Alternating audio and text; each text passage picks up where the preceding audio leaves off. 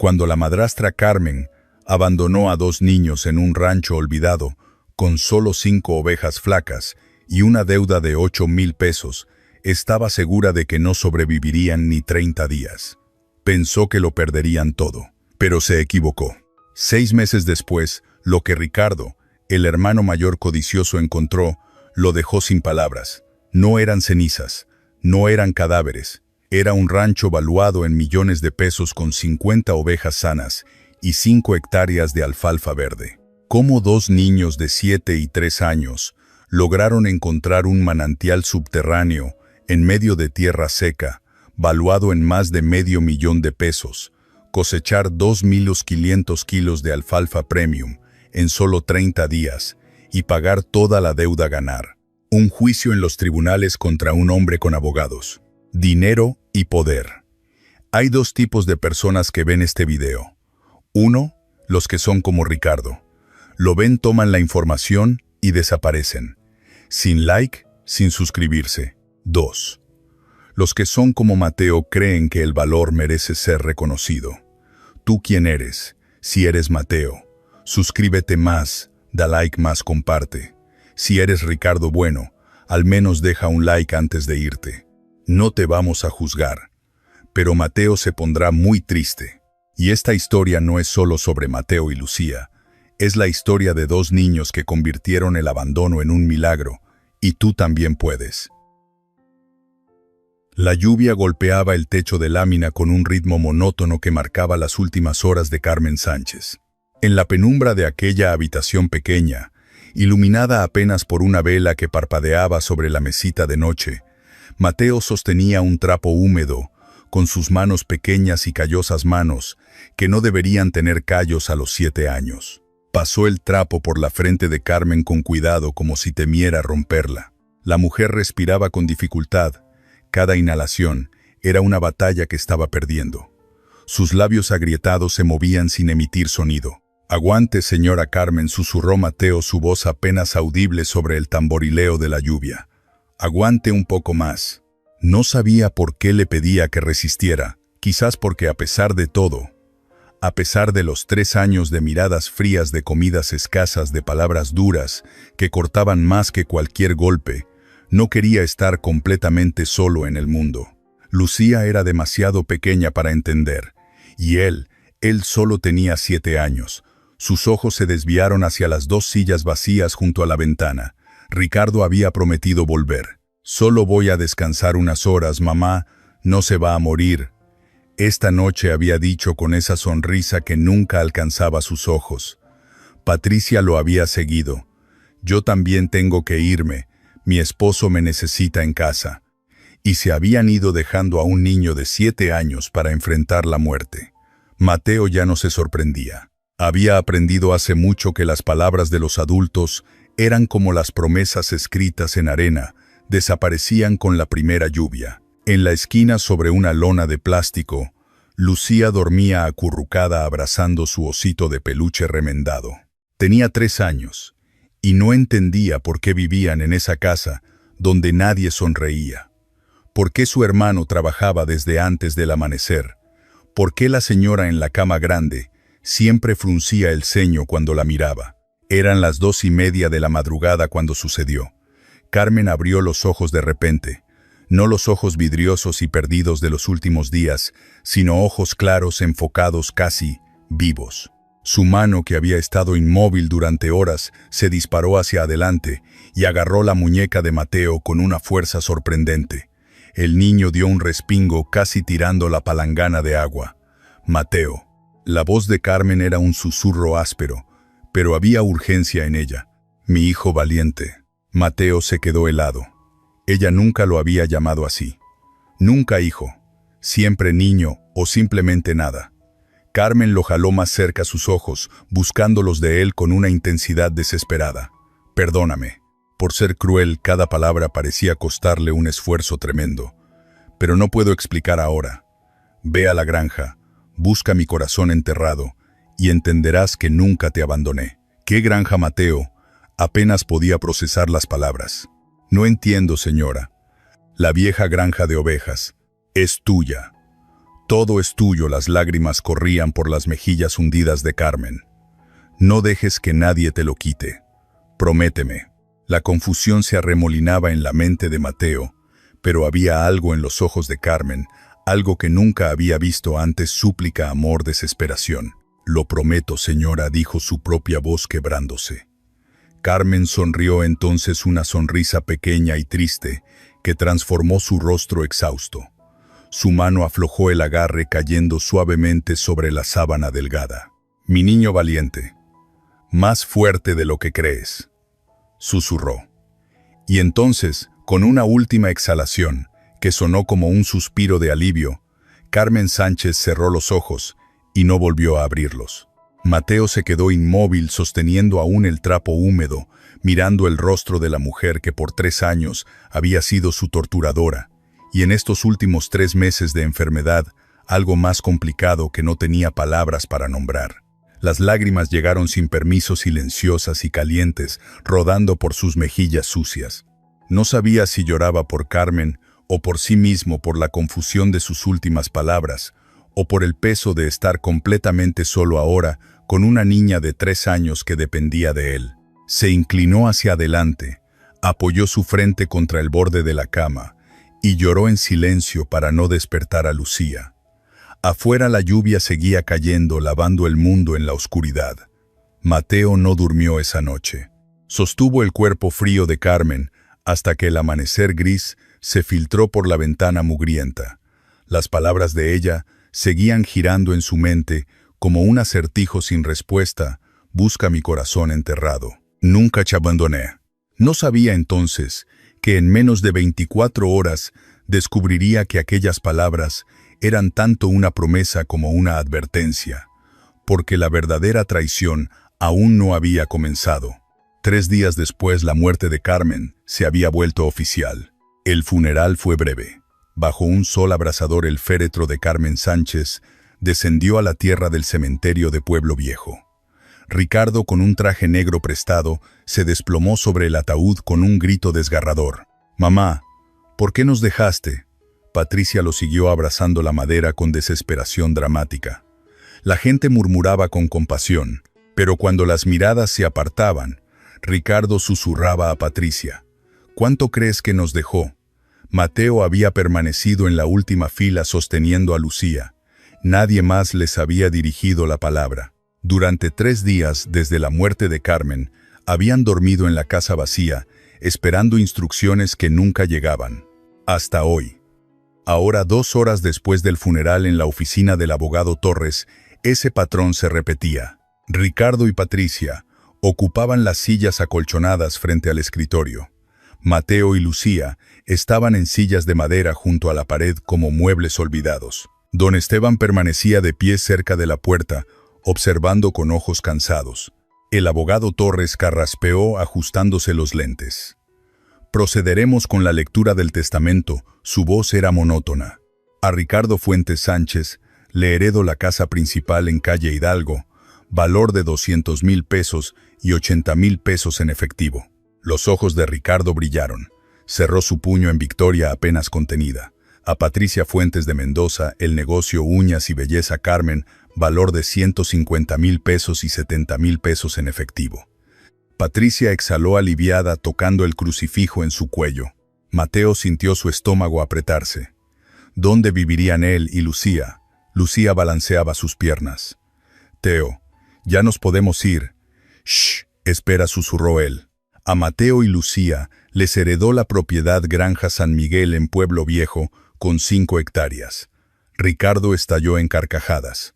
La granja, esa ruina abandonada, se secó los ojos. Ni siquiera tiene agua corriente. Patricia se tapó la boca riendo nerviosa. El abogado no había terminado. Su voz se endureció. Junto con la deuda de impuestos por 8,000 pesos pagadera en 30 días, o la propiedad será confiscada. El mundo de Mateo se detuvo. No solo lo peor, una deuda imposible. Los menores deben trasladarse en 7 días. No pueden quedarse en la residencia principal. Ricardo sonrió satisfecho. «Esa es mi casa ahora. Espero que te gusten las ovejas, muchachito». Una voz profunda cortó el aire. «Abogado Torres, Esa granja está cerca de mi propiedad. ¿Verdad? Don Esteban dio un paso adelante. Así es, don Esteban. Colinda con su terreno al este. Don Esteban se arrodilló frente a Mateo. Muchacho, yo te llevaré y te enseñaré lo básico. Ricardo resopló. Ayudarlos. Son niños. No pueden manejar una propiedad. Deberían ir a un orfanato. Carmen me pidió que cuidara de ellos. Interrumpió don Esteban su voz cortante. Y cumpliré mi palabra. Algo que usted no comprende. El abogado golpeó su escritorio. Eso concluye la lectura. Buenas tardes. Afuera el sol golpeó sus rostros. Ricardo pasó riendo con Patricia sobre remodelar su casa. Mateo sostenía la mano de Lucía con un papel en la otra, una dirección que nunca había visto, y una cifra imposible, $8,000 en 30 días. Don Esteban puso su mano sobre el hombro del niño. Mañana te llevo, mijo, pero debo advertirte, no será lo que esperas. Esa granja guarda secretos que ni yo conozco todos. Mateo asintió incapaz de hablar.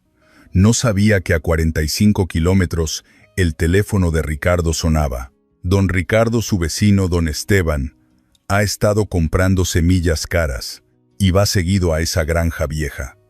Pensé que le gustaría saberlo. Ricardo colgó sonriendo lentamente. Así que la granja tenía valor después de todo. El camino de tierra que llevaba a Pueblo Viejo era un infierno de baches y polvo. La camioneta de don Esteban rugía como una bestia cansada mientras atravesaba la oscuridad de la noche mexicana. Mateo iba en silencio, apretando a Lucía contra su pecho.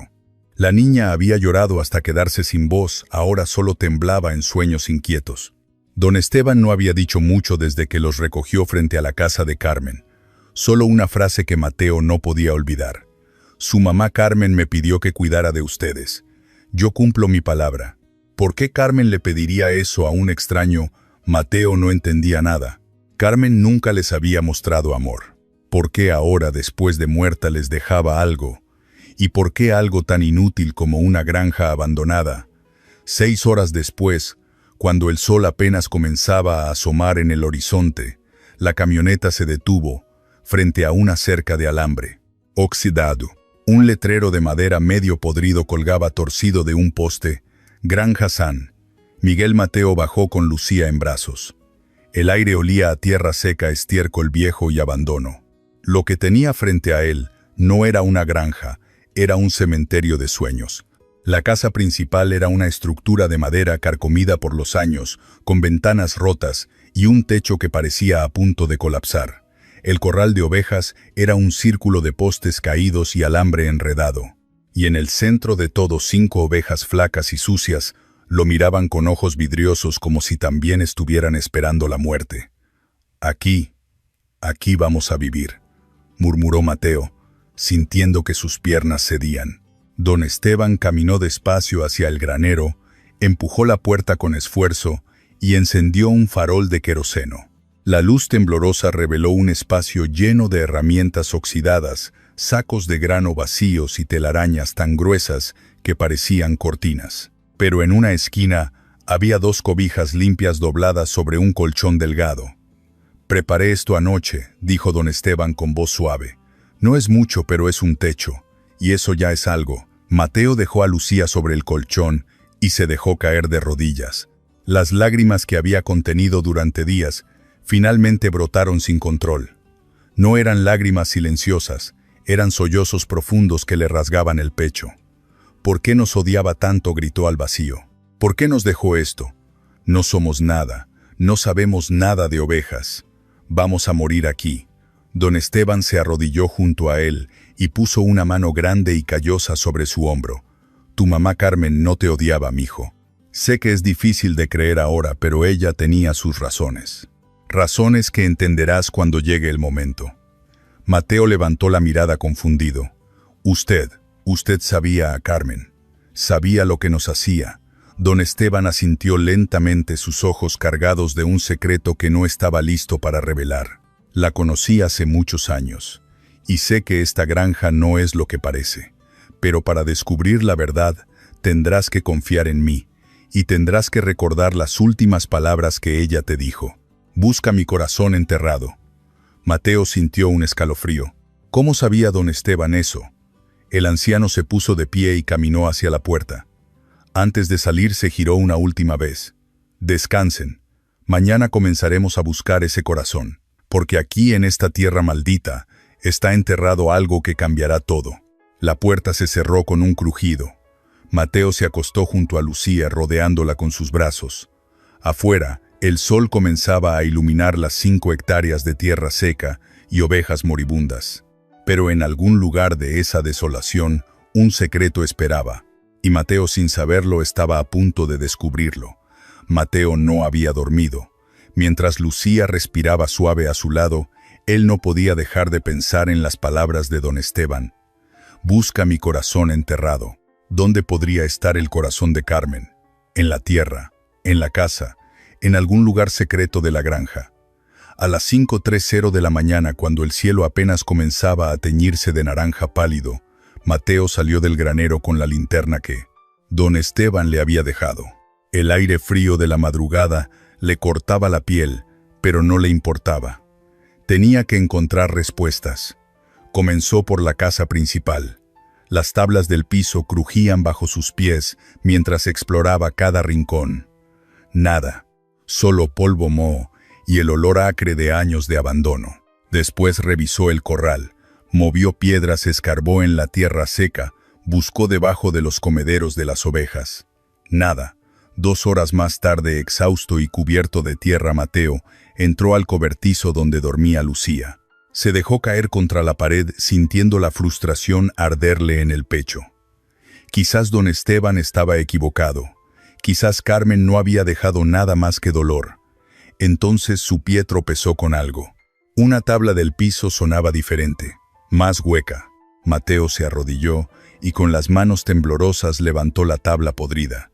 Debajo había un hueco excavado en la tierra compactada, y dentro del hueco, envuelto en plástico grueso y amarrado con cuerda de cáñamo, había un paquete rectangular. Lo sacó con cuidado como si fuera un objeto sagrado. Rasgó el plástico y encontró un cuaderno de piel gastada con las esquinas dobladas por el tiempo. En la portada, grabadas con tinta descolorida, 3 palabras: para mí, Mateo. El corazón de Mateo se detuvo. Con manos temblorosas abrió la primera página. La letra era de Carmen, pero más suave, más humana de lo que recordaba. Mateo, si estás leyendo esto, significa que ya no estoy. Significa que cumplí mi parte del trato con Dios y que te dejé lo único que realmente importa. No sé cómo pedirte perdón por los años que te hice sufrir. No sé cómo explicarte que el amor roto sigue siendo amor aunque duela. Tu padre fue el único hombre que amé. Cuando murió algo dentro de mí también murió. Y cuando te miraba veía su rostro. Y me dolía tanto que no supe hacer otra cosa más que alejarte. Pero siempre te observé. Siempre vi cómo cuidabas a Lucía.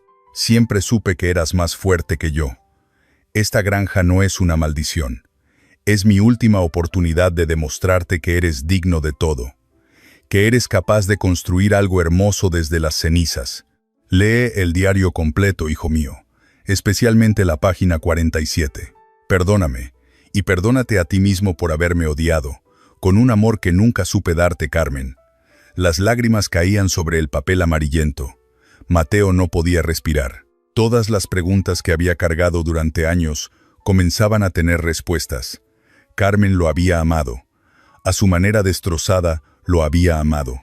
Con manos temblorosas pasó las páginas. El diario estaba lleno de anotaciones, observaciones sobre la granja, dibujos de mapas, fechas, números. Y en la página 47, subrayado 3 veces con tinta roja, el tesoro verdadero: bajo la roca grande al este de la casa, a 3 metros de profundidad, corre un manantial subterráneo de agua pura.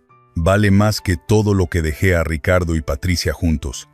Pero solo quien ama esta tierra lo encontrará. Mateo levantó la vista hacia la ventana rota del cobertizo. El sol ya había salido completamente, iluminando las 5 hectáreas de tierra seca. Pero ahora, esa tierra tenía un secreto, y Mateo tenía una razón para luchar. En ese momento, don Esteban apareció en la puerta con 2 palas. ¿Encontraste el corazón? Mateo asintió con lágrimas aún rodando por sus mejillas. Sí. Y encontré algo más. Don Esteban sonrió. Entonces, mijo, es hora de cavar. El sol ya calentaba fuerte cuando Mateo y don Esteban llegaron a la roca grande al este de la casa. Era una piedra de casi 2 metros de altura, cubierta de musgo seco y medio enterrada en la tierra. Según el mapa del diario, 3 metros bajo esa roca corría el manantial. 3 metros es profundo para un niño, dijo don Esteban, midiendo el terreno con la mirada. Pero no estás solo, mijo. Cabemos juntos. Lucía se sentó en la sombra de la roca, abrazando a una de las ovejas flacas que la había seguido. La niña observaba con ojos grandes y curiosos, sin entender del todo lo que buscaban, pero feliz de ver a su hermano con esperanza en el rostro por primera vez en días. Comenzaron a cavar. El suelo estaba duro, compactado por años de sequía. Cada palada era un esfuerzo que hacía arder los brazos de Mateo. Don Esteban trabajaba con ritmo constante, silencioso, como si estuviera cumpliendo un ritual sagrado. El sudor les corría por la frente, empapaba sus camisas, pero ninguno se detuvo. 1 hora, 2 horas. El hoyo crecía oscuro y húmedo a medida que profundizaban. A las 11 de la mañana, cuando ya habían excavado 2,5 metros, la pala de Mateo golpeó algo diferente. No era roca, era barro. Don Esteban, aquí hay algo.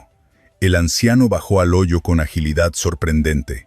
Cavaron juntos con las manos apartando el barro frío y pegajoso. Y entonces, como si la tierra misma exhalara un suspiro, el agua comenzó a brotar. Primero fue un hilo delgado brillante como cristal líquido. Luego un chorro constante que llenaba el hoyo con un sonido musical casi mágico. El agua era tan clara que podían ver el fondo de piedra caliza de donde manaba, fría, pura, inagotable. Mateo cayó de rodillas en el barro riendo y llorando al mismo tiempo. Don Esteban lo ayudó a salir, y ambos observaron el pequeño pozo que habían creado. En minutos, el agua alcanzó medio metro de profundidad y seguía fluyendo. Es un manantial permanente, susurró don Esteban con asombro reverente. En una región donde el agua vale más que el oro. Mateo, esto vale millones de pesos. Tu madrastra te dejó una fortuna. Pero no fue todo. Al fondo del hoyo medio, enterrada en el barro junto al nacimiento del agua, había una caja metálica sellada con cera. Don Esteban la sacó con cuidado y la abrió. Dentro había 3 paquetes de semillas envueltos en papel encerado, cada uno marcado con letras grandes. Alfalfa Premium, cosecha en 30 días. Y debajo de las semillas, una última nota de Carmen, escrita en tinta resistente al agua. Mateo, el agua es vida. Las semillas son oportunidad. Si plantas esto con fe y trabajo en las 5 hectáreas, cosecharás en 1 mes. La alfalfa premium se vende a 15 pesos el kilo en esta región. 1 hectárea produce 500 kilos por corte. Haz los cálculos. Págame la deuda de 8,000 pesos. Demuéstrales a Ricardo y Patricia que no eres el niño débil que ellos creen. Si plantas esto con fe y trabajo, cosecharás tu libertad.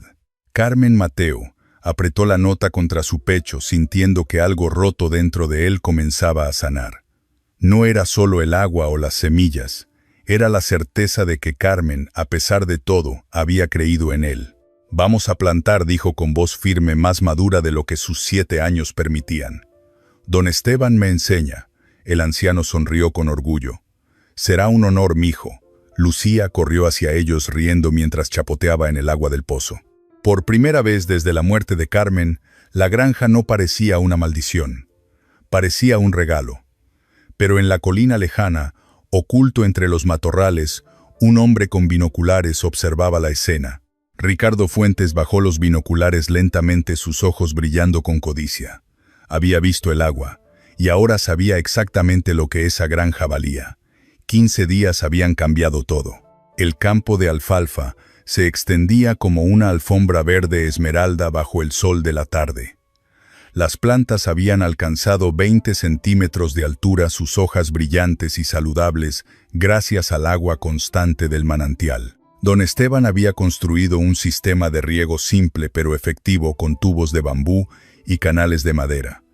Las 5 ovejas que antes eran bultos flacos y tristes, ahora lucían lana más limpia y ojos más vivos. Una de ellas, a la que Lucía había nombrado Esperanza, estaba visiblemente preñada. Mateo trabajaba con una confianza que nunca había sentido. Sus manos, antes suaves y torpes, ahora tenían callos de agricultor. Su espalda dolía cada noche, pero era un dolor bueno. El dolor del trabajo honesto.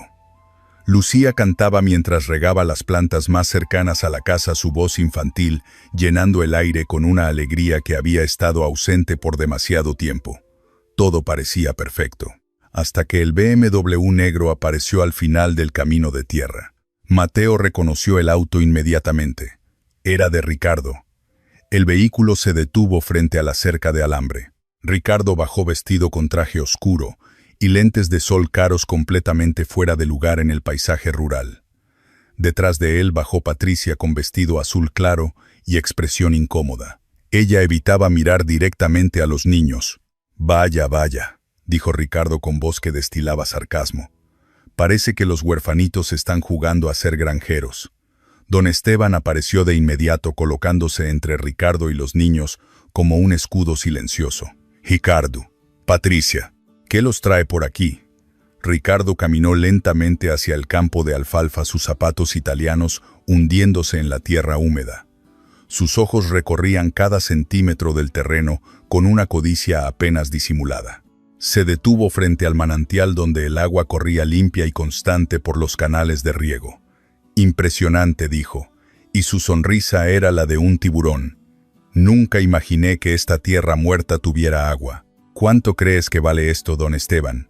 «1 millón. 2 millones». Mateo sintió que su corazón se aceleraba. ¿Cómo lo sabía? Los había estado espiando. Ricardo se giró hacia Mateo con expresión triunfante. «Escucha bien, niño. Tú tienes 7 años.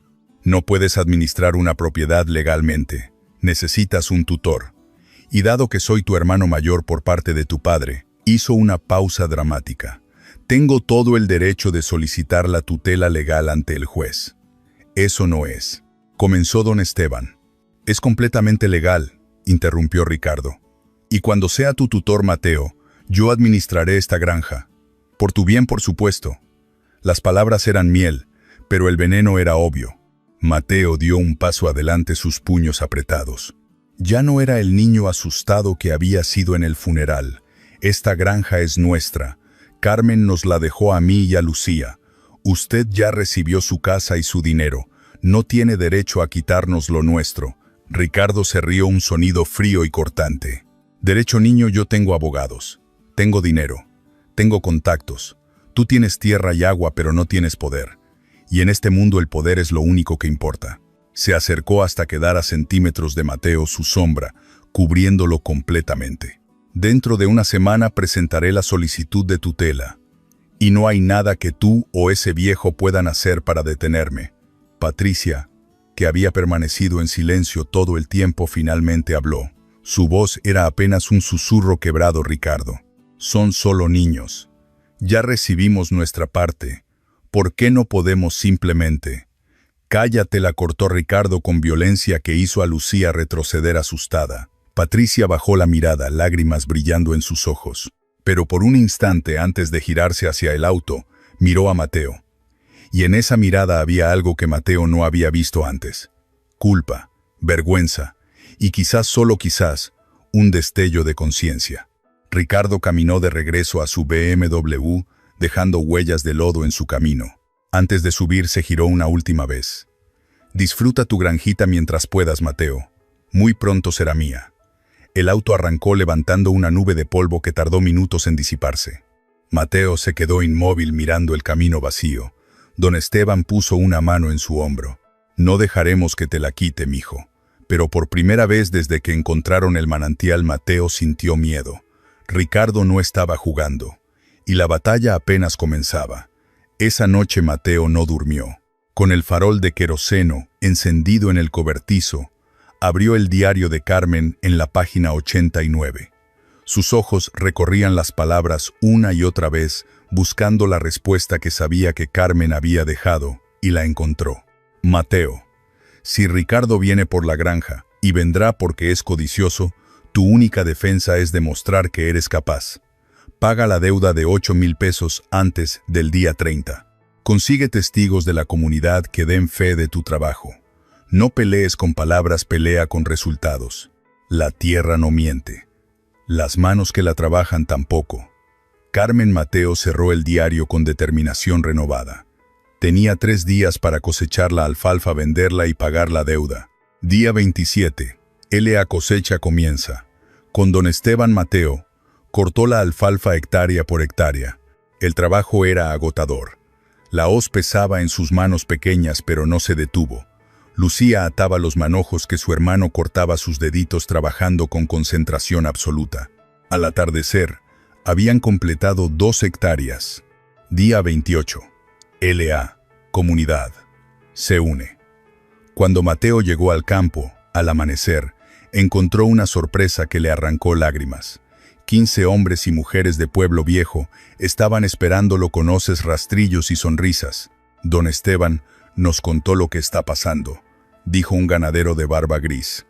Nadie va a permitir que ese ricachón de la ciudad le quite su tierra a estos niños. Trabajaron juntos como un solo cuerpo. Al final del día, las 5 hectáreas estaban cosechadas. 2,500 kilos de alfalfa premium descansaban en sacos ordenados en el granero. Día 29. El pago. Don Esteban condujo la camioneta cargada de alfalfa hasta el mercado regional. Los compradores ofrecieron 15 pesos por kilo, sin regatear. La calidad era excepcional.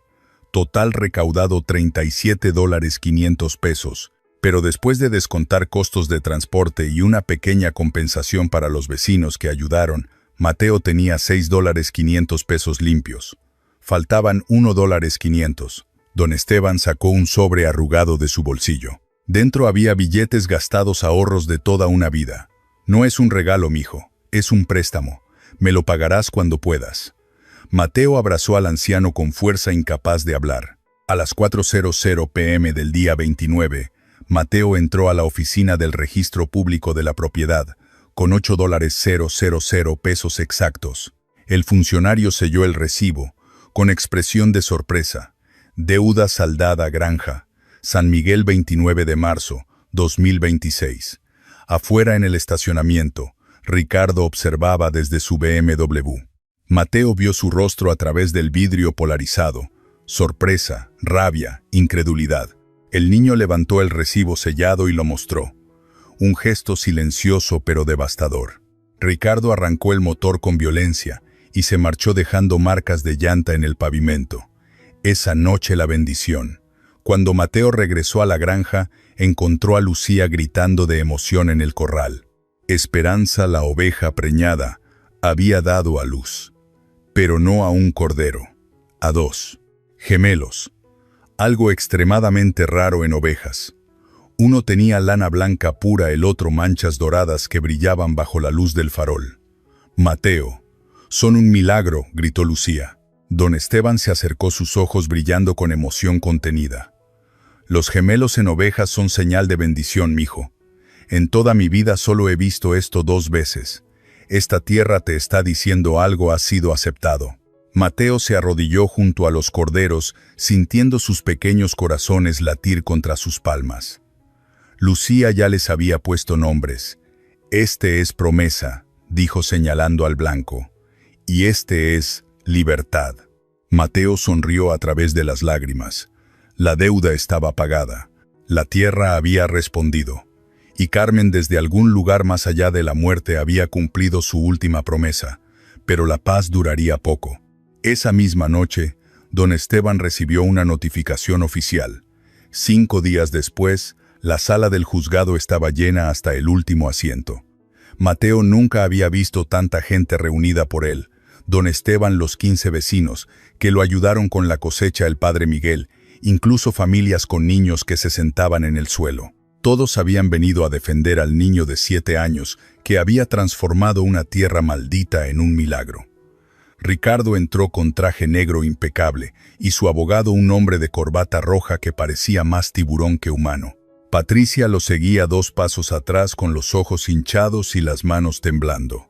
El juez Ramírez, un hombre de 60 años con canas plateadas y expresión severa, golpeó el martillo. Audiencia de tutela.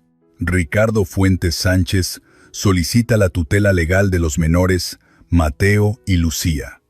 Proceda, señor Fuentes. El abogado de Ricardo se puso de pie.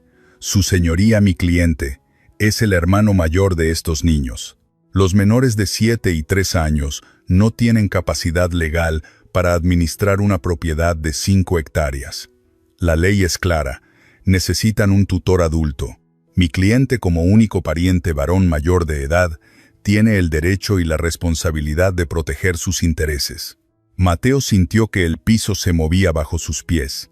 Las palabras sonaban tan legales, tan irrefutables, pero entonces don Esteban se puso de pie.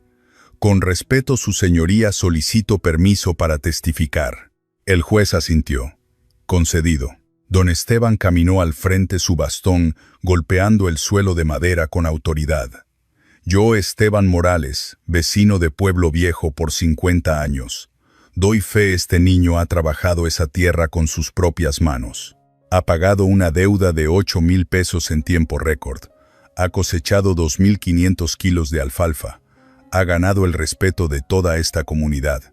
Y lo más importante, ha cumplido cada promesa que le hizo a su madre Carmen. Uno por uno los vecinos se levantaron. El ganadero de barba gris, la señora que vendía pan en el mercado, el herrero. Todos contaron la misma historia. Mateo era capaz. Mateo era digno. Mateo había ganado esa tierra con sangre y sudor. El abogado de Ricardo intentó interrumpir varias veces, pero el juez Ramírez lo silenció con la mirada. Y entonces sucedió lo impensable. Patricia se levantó.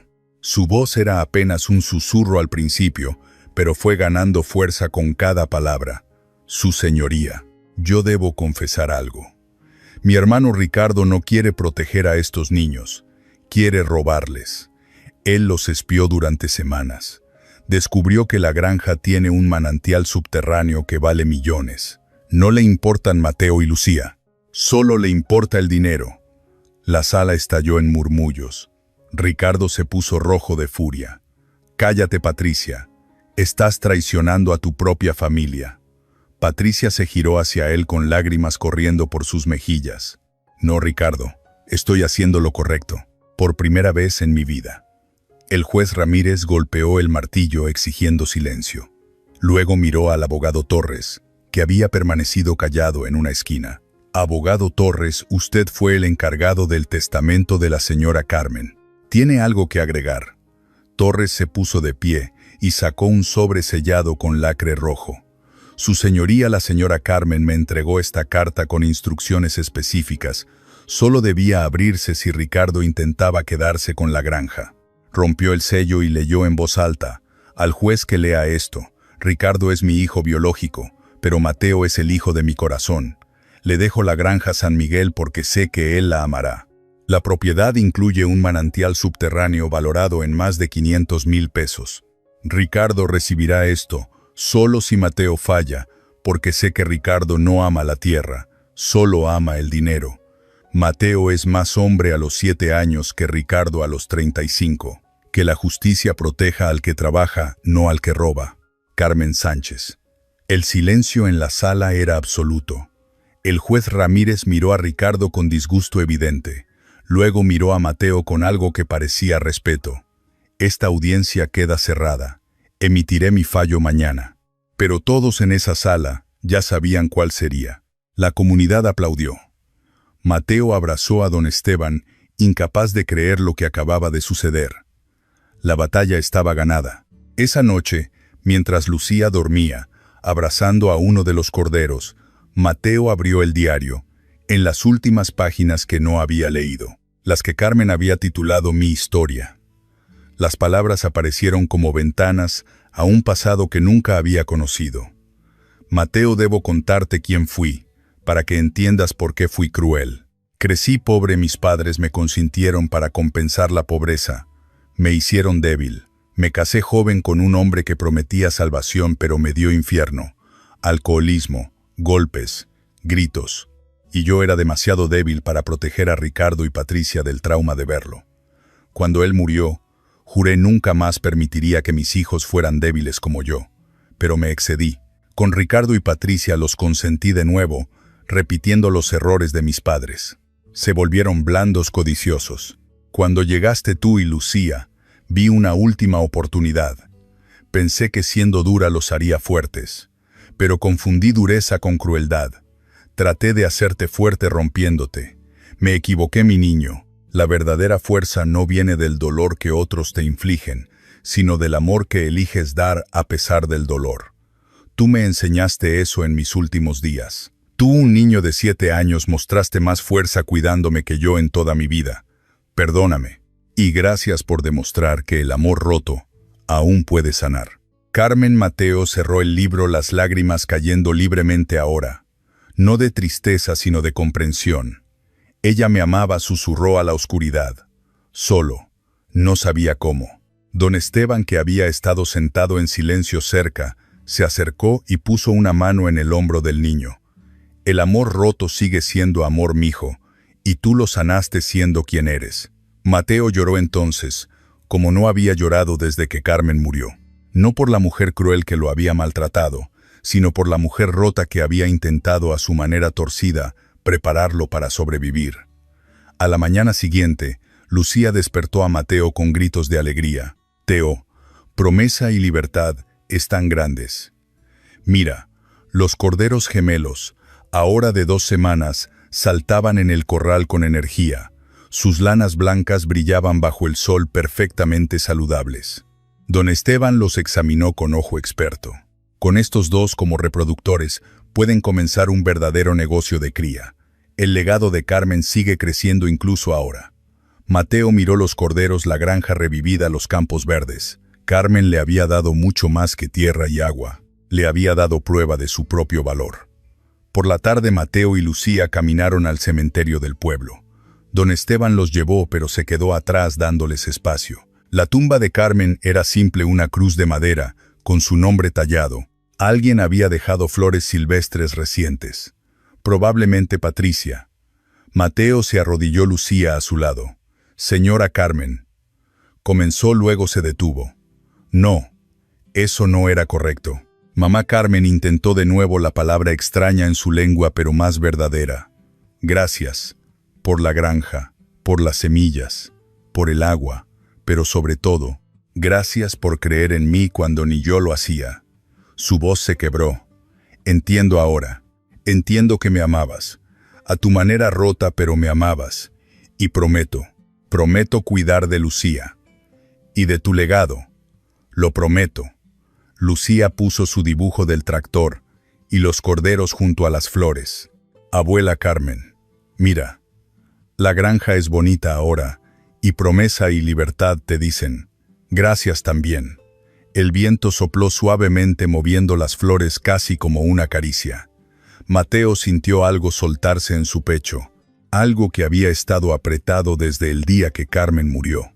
Paz, no olvido, no excusa por el dolor, pero comprensión. Y con comprensión perdón. Descansa, mamá, susurró. Lo logramos juntos.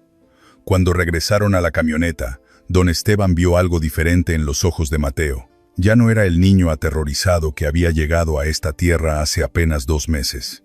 Era alguien que había encontrado su hogar, y su fuerza, y su paz.